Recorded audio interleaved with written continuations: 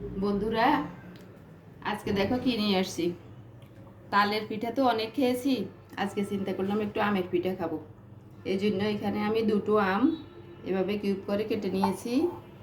এখানে আছে গুঁড়ো দুধ, এখানে আছে চিনি, এখানে রেখেছি চালের গুঁড়ো, এখানে লবণ। এবার আমি আমগুলো সুন্দর করে মিহি করে ব্লেন্ড করে নিব।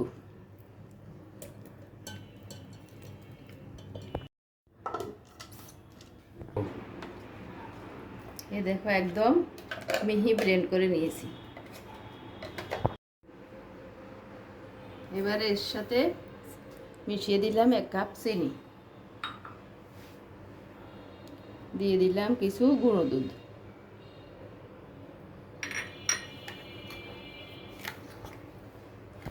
দিয়ে দিচ্ছি স্বাদ মতো লবণ।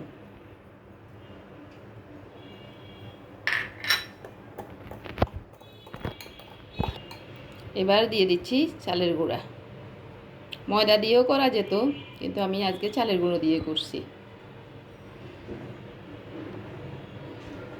অল্প অল্প করে চালের গুঁড়ো দিয়ে মেশাতে থাকবো।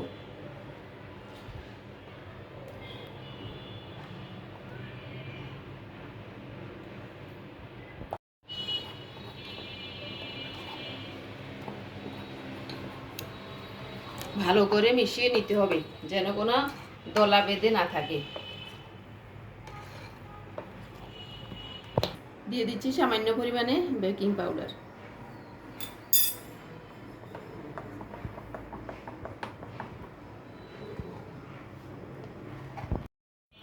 চুলায় কড়াই বসিয়ে দিলাম, কড়াই গরম হয়ে গেছে, এবার তেল দিয়ে দিচ্ছি।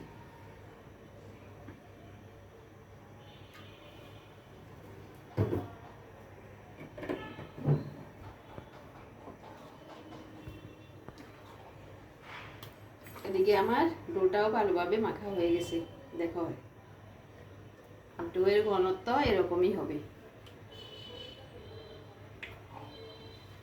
কারণ এটা আমি বড়ার আকারে তৈরি করব।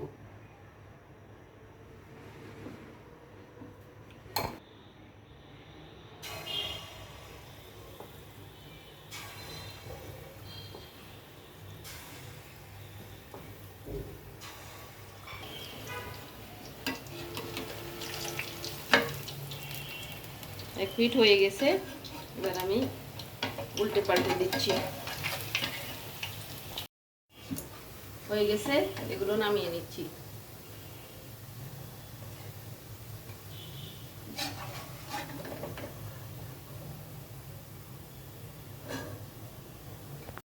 এভাবে আমি সবগুলো পিঠা ভেজে নেব।